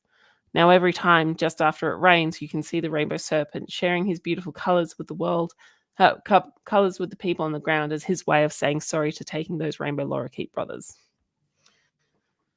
So that's a bit different than you remembered it. A little bit different. But yeah, that kind of shows a very interesting thing where the serpent is both the creator and taker of life. So, which I mean is very similar to what I explained about Greece, that idea that like the souls of the dead, particularly heroes, could manifest as snakes, that some of the gods, especially like Asclepios, had either snake forms or associated with snakes. And then there's also the giant snakes like the python and others that were evil snakes, like they were monsters. And so there's clearly this love-hate relationship that humanity has with snakes. And again, if you think about it, like they're so different from us. You can clearly see what we share with rats, for example. They're social, they're expressive, they're adorable. Like, obviously people have some disgust with them because like they get into your grains, like the ones that are in your attic are probably not going to be so friendly. But like at the same time, when you keep them or you keep cats or dogs, there's an expressiveness to them. They're mammals, they share so much with us. Lizards and snakes, not so much. It's a lot. You have to stretch your cognitive abilities to create that empathy. Yeah. So, what do you think, Ellie? Do you think there's a lot of cultural reason why do you think we're more the reason why we're afraid of snakes is more cultural, or do you think it's nature or nurture? That's what I'm asking. I think that there's a lot of nature that predisposes us toward nurture being the answer. I would agree. That's what I was trying to say. I think that our brains are hardwired for survival. Our brains are hardwired for us to be social, to take cues from the people around us. Again, if somebody's mom never came home because she got bit on the ankle by a particular snake, whether that story is true or not, it's going to pass down through the generations. Yeah, and which I think is reflected in a lot of stories from all over the world about snakes as well. I mean, I was talking to a lady. I have a lot of co-workers who are from Africa, and I was talking to a lady about snakes, and she was like, "Oh, you can't. This is horrible. Like all snakes are bad." I'm like, "No, they're lovely." And she's like, "What do you know about snakes and in Africa?" And she was telling me there is a particular snake that that lives in the water, and it gives birth to all of the species of snakes, like all of them, and they come out of its body. And I was like, I don't think that's how it works. And she's like, well, what would you know? Like, this is my country. And I'm like, I mean, because clearly that's a cultural story. that's a cultural story. Like, I wasn't going to poo-poo the fact that that was her story. Like, I wasn't going to take that away from her. But yeah, she was like going, yeah, it's absolutely, this is what happened. This is the truth. And she ended up telling me this, and then when I was like, and she was like, all snakes are venomous. Well, she was saying all snakes are poisonous. I was like, no, venom. Venom is, and I explained the difference between venom and poison. And she's like, no, they all are. Like, I've always, like, everyone. I was like, are you sure that all of them? And she's like, and I was trying to explain to her, that snakes are not venomous. Like, not all snakes are venomous. And she just didn't believe and me. again, like in some of those places, like where she's from in Africa, there's probably a lot of venomous snakes. Like, because there are some parts of the world where there's more of them. Australia being one of them. Yes. So, but that was just one of those really interesting conversations that I had with somebody. Is like, because I made the very big point. Is like, well, if you're never, like, I can guarantee you've been next, like, within meters of a non-venomous snake, and you just didn't know because they were hiding. I can guarantee you, like, they're not always going to come out and attack you. Like, or they were just out in the open and you just didn't even notice them because they were sitting still. Because like snakes will just sun themselves and you can just walk right by them if you're not paying attention. They'll look like sticks. Yep. And yeah, and I've got a really good photo somewhere of Lilith curled up in the sun, and she looks like a pile of poo. Like, she literally looks like poo. Like, and so and I was just trying to explain to her, like, okay, the only reason why, one of the reasons why, it's the survivorship bias. No one's going to tell you about the time they saw a snake and it did nothing. Like, because there's no reason. It's that same thing that I mentioned earlier. There's no reason to remember it. Yeah. Just like you probably can't remember what you ate for breakfast last Tuesday because it wasn't impactful to your life unless you were at like a breakfast meeting or you went out to a restaurant or something, or there was a super important thing that happened. You probably don't remember it. And if you do, it's because you eat the same thing for breakfast every day. Kay brings up people keep lizards and snakes as pets as well. That's a fairly recent phenomenon for the most part. And also, you have a different relationship with a snake or a lizard as a pet than you do a cat, a dog, or even a rat. Yeah. Like, I would not, I handle Marmar. I enjoy his presence. He's freaking terrified of me. Like, I know this. I know that he's scared of me because he's a lizard and he's tiny. Like, he's scared less of me than he is, say, my husband, who he has bitten several times because he interacts with me more. He tolerates me more. But, like, I would not say that we have a loving relationship. Whereas, like, Thor, my ratty who passed away, or his son, Magni, they loved me. They were capable of that. They showed it in their body language. You could tell when you interact with them. My rats love me. My cat loves me. Your dog probably loves you. There's a completely different relationship that you have with most reptiles than you would with a mammal. Yeah. And also, speaking of like nature versus nurture, as much as I love Lilith, I do have a fear of her. Not because she bites you. She bites me. Not because she's a butthole. It's because she's a butthole. She's giving you a reason to. She's giving you a reason to. Yeah. Yeah. And so when I take her out, I have to use a hook and all that sort of stuff. And I have to make sure I know where she is all the time, because if she crawls away and I move my hand near her head and she's not being held onto, she will bite me and I will not have no control over my hand for the next 3 hours because she's got the... Well, Avian Piscean, there might be multiple reasons why somebody wouldn't free roam a snake or a lizard. One of them being that if lizards are mostly small enough, unless you're keeping the really big boys, like they're mostly small enough, you'd lose them if you did. But also, some snakes might also threaten other pets in the house. Also, you need to make sure that they can get to where they can get warm or cool, and you need to make sure they have access to water, because if they're just free roaming, they might not naturally gravitate toward those places. So Yeah. typically with reptiles, you can't really make that comparison. Maybe with something as big as like a tegu, you could, like where they'd have an entire room, because tegus get big. But like if you're talking about most snakes and most lizards, their key care requirements, both for temperature and humidity and like temperature regulation, are such that that's not quite a fair comparison as to why you wouldn't want them free roaming. Yeah, and also like when a snake goes missing, it's so hard to find them. Oh yeah, yeah, and really they hard. find ways out. You have to have a perfect enclosure; they will find a way out. Yeah. Whereas Marmar, I've accidentally derp telling on myself a little bit.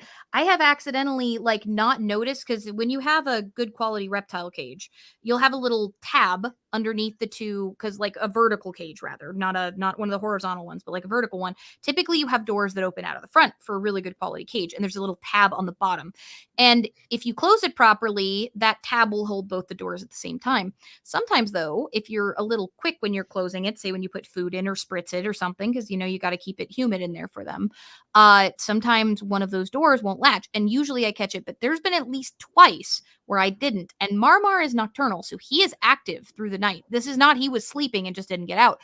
But Marmar is so nervous that even though that door was left partially open, he didn't even go toward that part of his enclosure, because he was small and because he was temperature regulating and things. Everything he needed to survive was in there, so he had no reason to leave. Yeah. Whereas a snake is going to be a lot more exploratory, because they're predators. They're looking for food. Yeah. If I left Lilith's cage unhooked, she'd be gone. She'd absolutely be gone. Yeah. And it would take you a while to find her. She'd probably be gone completely. I wouldn't be surprised if she found a way to escape from the house. Yeah. Yeah. Pro tip: if you're thinking about getting a reptile enclosure, spring for the more expensive ones. If you can't afford a good enclosure, you cannot afford a reptile. No. Like, that's not me being classist. It is just reptiles require a higher standard of care than most other pets. They're heavily researched. Even the easy to keep ones like my gargoyle gecko still require a great deal more daily upkeep and maintenance than you would expect from a cat or a dog. Yeah. Akeda with the $5 super chat for the pun. Marmar is a gecko Roman. His name is Marmaras, which is very similar to a Greek word for marble, and is also the same name as a Turkish city. And Akeda did ask a little bit earlier, why did I call my Thyla? And spelled a Phyll, like as in phylum. No, her name is spelled Thyla, and I named her after the thylacine, which is the Tasmanian tiger, because she's got the similar coloring to it. So. Yep, avian Piscean, you definitely, like I said, you want to get a good quality reptile enclosure. If you're going to build it yourself, you better quadruple test it. And if you are getting one, make sure you get one of the higher quality ones from one of the better brands, because if you go cheap, it only takes once for a reptile to get out. Now, again, Marmar is not going to be trying to get out anytime soon, but if he were, say, a leopard gecko, he easily would have gotten out. Yeah. And it would have taken me, who knows how long. My cat probably would have found him before I did. Yeah. Alrighty. So I think I've expressed my opinion. What's your opinion? My opinion is that it's, from my experience, both as a it's all right, Akeda. Some people obviously think I pronounced it Phyla as well. So you're not anyway. So my opinion, and coming from my experience, both as a snake owner and as a person who has people coming over to for reasons. Every time a tradie comes over, I get Thyla out to show them.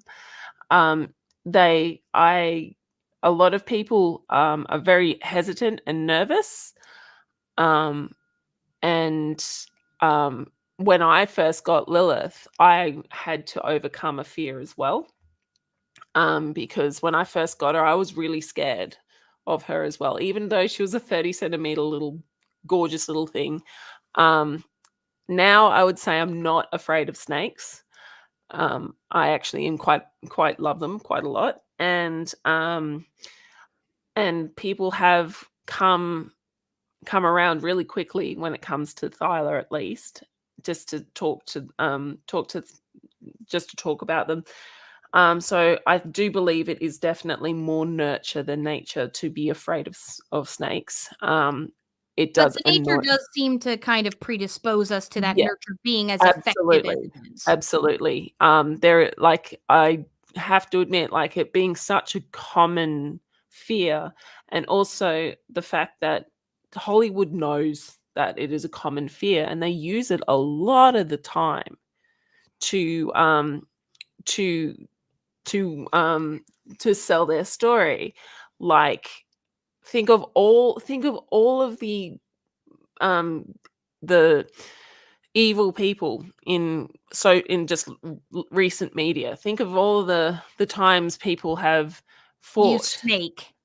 They've used a snake, or make or the evil guy looks really badass because he has a pet Burmese python or something It like was that. wrapped around his neck. Yeah, like that's. Yep. Yeah, I think it was like 300 did that. Yeah. So, or you think of like snakes on a plane, or Well, I anaconda mean, that or one's kind something. of ridiculous, but like there's Yeah. also there's not even just that. It's also there's this mixed cultural feeling we have on snakes because we're cracking jokes earlier because snake is also very much associated with fertility due to its appearance. There's also this idea that like when you think of, for example, demons that are highly suggestive of certain carnal things, a lot of the Mm. time there's a lot of snake imagery. Yep. Dragons are also very snake like, they're very reptilian. Like there's Mm. this foreignness to Mm. snakes and their expressionlessness, but there's also a fascination with them.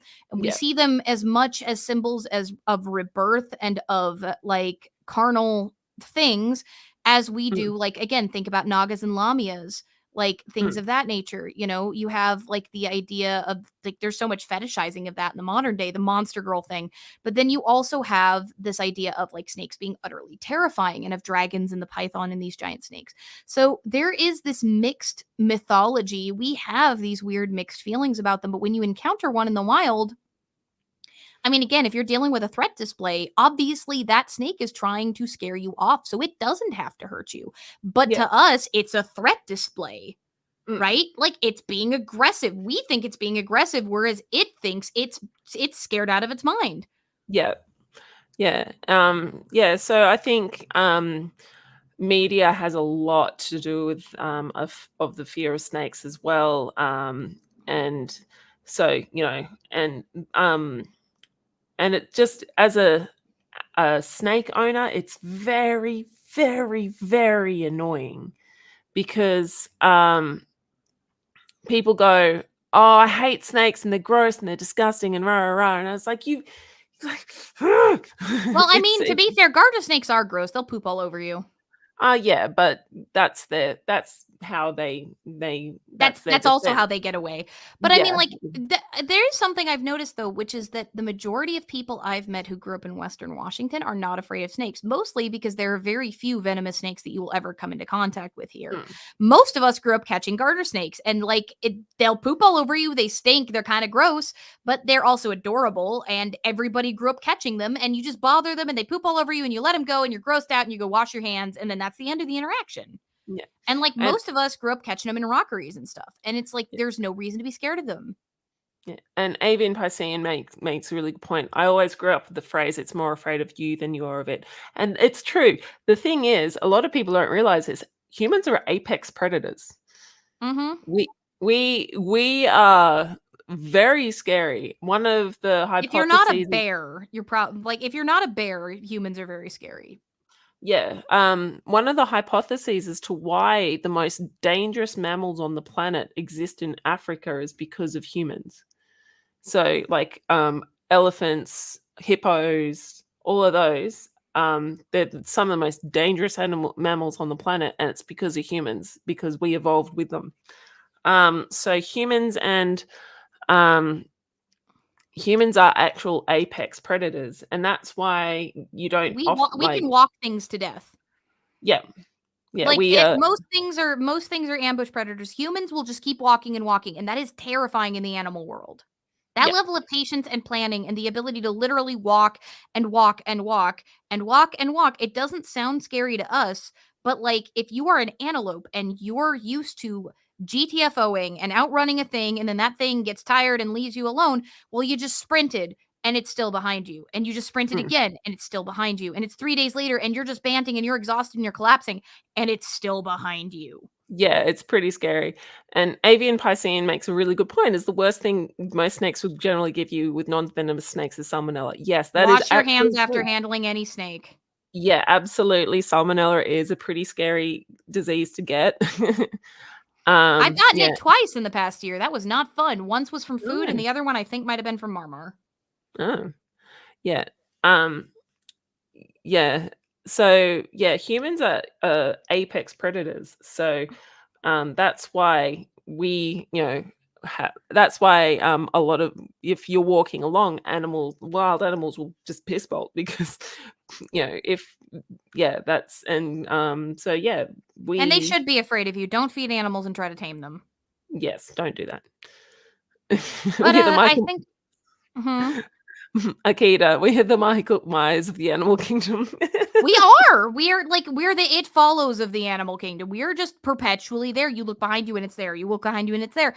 And again, like humans have been able to do that. We are remarkably efficient at being able to repair ourselves. A broken leg is a death sentence for most species. Humans can recover from from anything short of a broken femur. Mm, You can split your skull open and recover from that potentially. yeah. Our ability to heal is incredible. Mm. And our noggin, what's inside of our noggin is especially really scary because we can make our weapons travel far. So, spears, rocks, those sorts of things. So imagine having your predator being able to kill you and you can be nowhere near it. There is no way for you to defend yourself. Yeah. Well, and there's so- an entire group of them that are behind you. Like there's not just one, there's usually multiple because we're pack hunters. Yeah. So imagine, just have a think. Now keep in So, mind, humans have traditionally primarily been gatherers. The majority of our nutrients have come from gathering, but our ability to hunt is part of the reason why our brains are as well developed as they are. And it's actually one of the reasons why we're as social as we are too. Yeah. All right. So I think we've probably wrapped it up. So we've talked about how there's a sort of like a hardwired aspect to us in our brain that shows that we can that we're scared. We are scared. Well, we It's are not we're more scared. primed, It's scared. we're primed. We're more easily able to recognize animals generally. Jury's out on if it's just snakes and spiders though. Yeah. Because there are But flaws in the studies, but we are more readily, even from infancy, able to identify animals generally, and we have higher stress responses to animals. Yeah, to animals, especially things like snakes and spiders and things like that. So we've got the nature part of it. We are more hardwired to just be able to see them and respond to them, and that's also represented in other primates as well. But it is more the nurture part that makes people more afraid of snakes. Yeah, that response is more considered than initially thought. Yeah. There are always going to be people, like I have a nibbling who has my relative told me that my nibbling was completely fine with snakes and has no reason to be afraid of snakes. Then one day woke up and they just went, "Nah, I don't want anything to do with snakes." So there is a nature section to it as well, because Well, those twin studies did show that twins, even separated and like adopted into different families, were 30% more likely, as opposed to 1% in the population, to develop the same phobia. If one of them had a snake or spider phobia, the other one was 30% more likely to have one. Yeah. which is way, way higher than in the general population or even just among relatives. So, like, there clearly is a genetic component to phobias that has to do with the activation of the amygdala and anxiety disorders generally. And there clearly is a genetic component to our amygdalas activating so quickly and our ability to identify animals.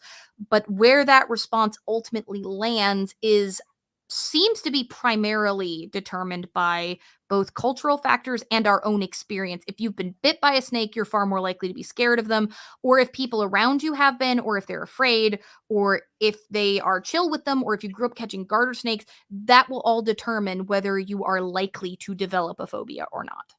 Yeah. All right. So that's my thoughts. And should we talk about what's happening in the future? Yep. So our next stream is going to be in 2 weeks, and we're going to be going back to talking about Project 2025 because a lot of people wanted us to talk about that. So we are going to be covering the next sections of that document. We haven't determined which ones yet, but it's going to be the last guaranteed stream for the next few weeks. I got an invitation to a contract with a company, and I'm not going to mention the name of it or what I'm going to be doing, but I have a program for training that is going to be starting on the 30th. And so, depending on the course load and intensity of that training program, I have to take actual certification courses and things to finish up the coursework I was already doing.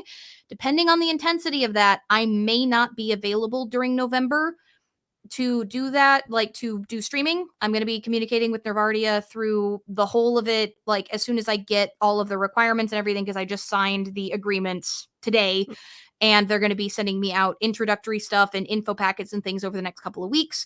I've been in the process of applying for this. It will be a huge change for the financial stuff that some of you that have been in my Discord kind of know we've been going through for a while at my house. So this is kind of part of the reason why I've been on break, is I've been kind of transitioning to taking, I guess, less of a career-oriented approach towards YouTube. It's more of a hobby, but through November, we might not do a Thanksgiving rant stream this year because I may be doing like training stuff. Which So, also works out reasonably well for me because I'm thinking of popping over to New Zealand to go to the Skeptics convention-y thingy that's over there. So if you guys are curious about that, we are definitely going to be having the stream in 2 weeks, but I don't know if you're going to be getting in one in November. It really depends on the level of workload I need to do because my focus is going to be on like ensuring the stability of my household. Oh, Akita, you're a sweetheart. Kata, nobody expected you to carry the load. Nobody actually expected the community to carry the load. That's why I haven't asked anybody for money or anything else. Like, I've been working on re-upping a bunch of skills that I have to be able to re-enter an industry that I know that I can make good money in. And I've been working on getting certification to do the more lucrative stuff in that industry. That said, it's also a lot of work, and this is a really important contract for me. So I'm going to be working very hard to make sure that I stay on the good side of the company that I'm potentially going to be contracting with, because I'm going through the training program, and getting the final contract is contingent upon completing that in a specific period of time. So I'm going to be very focused on that. So that said, Project 2025 for our next stream, we are going to be going through that. If you guys have other topics that you would really like us to cover in December, because I should be done with all of that by December, and then I'll know what my workload looks like and how much time I'll have for streaming, let us know down in the comments. And if you guys are in the Discord, the video discussion sections, tell us what you think. Tag Marrow and let her know what you thought of her analysis. She did a lot of the research for this. I might have presented some of it because I can be a little more smooth when it comes to reading stuff at times, but it was her work that went into this. It was her topic, her lead, her research. I was reading her notes. She did the majority of the work here. I sent her some of the studies that I knew about regarding epigenetics and the twin stuff, but she did almost all the work on this stream. This is very much her show. So round of applause for Marrow. If you guys enjoyed this, give her the credit for this because she worked her ass off. Speaking of which, what are you up to? Because you're working on something cool for your channel. I have decided to finally rewrite the how to pick a good scientific journal script that I did for my channel 4.5 million years ago, and it's a collection of. It was a lot of fun, but rewatching it was very painful. It's so bad. However, I will. So I'm rewriting it. And the extended Navadia universe is coming together. So you've got Nadadia, Godless Drayan, and a cameo by Mero Magdalene. Oh in. no. Uh, Oh no. yeah, This is gonna be a fun just script to edit. it's got. I think you're going to have a bit of a giggle on this one. So, and I'm also going to. I sat down and thought about it. Should I do pick a good scientific journal and then a good scientific article at the same time? But I've decided to split the script by Ali's suggestion. So this month Well, because I there's at will. least slightly different considerations. You can have a bad article get published in a good journal. It happens from time to time. Oh, it happens a lot actually. And so I'm going to be talking about that sort of stuff. I'm talking about predatory journals and that Pay to sort of stuff. play. Pay to play. Yep, I'm talking all those sorts of things. And then while I'm writing this, I'm also going to be writing the one about the how to pick a good academic, like how to pick if something's a good article. So that's going to happen. Talking And so about I'll like be stuff like spotting data magic, as it's sometimes called. That's the friendly way to call it. Yep. So I know I didn't release a video last month, I think. I don't know. I have No, no you released concept the of time. smallpox video last month. Last month. So this month I probably won't be releasing a video because you never know. I might be able to release the scientific journal one, but I will definitely be filming it sometime this month, as well as the article one the following one. So you're going to have two very complicated videos stuck together, editing and scripting wise. So I hope you guys enjoy it. And if you haven't seen my smallpox one, please watch it because I put so much effort into it and it's been demonetized because thank you, YouTube. Did you appeal the demonetization? Because you typically, if you appeal, they'll reverse it for educational videos. No, they won't do it for this one because every time I've just try it anyway. Try it anyway. They might. It's always worth trying. You should always appeal. The worst that'll happen is that they rule against you. Yeah. Sort of, yeah. So hopefully this time round they won't demonetize one of my videos. And I've decided not to swear in it, and I'm not saying anything rude. I'm not doing anything like that. So hopefully they'll be okay with keeping this one. I'm working really hard to keep it within the parameters of YouTube monetization, but that's never happened before. So with that, thank you guys so much for joining us. Don't forget to leave a comment in the comment section to hit the like button on your way out. There's still 14 of you. You know, this is one of our science streams. Our science streams are already always a little smaller, but you know, we appreciate that stuff. Like this podcast is about allyship, it's about education, but it's also about just whatever Mero and I find cool at the time. Sometimes we have to do big projects like the Project 2025 in order to help folks, but sometimes we just want to talk about something that we think is important. And like in this case, nature versus nurture, it's such a big, complicated, confusing thing. And so kind of talking about some of the evidence and going over it can be really helpful. So if you guys like this kind of stuff, make sure you hit that like button. It really helps in the algorithm. Make sure you leave a comment, not just in the live chat, but in the comment section. And if you're a member of the server, video discussions, let us know how we did. Let us know what you think. All righty. And yeah, don't forget, don't give yourself the raw prawn. And remember, we're stronger together. Have Bye. a wonderful night or time zone generally, everyone. Bye.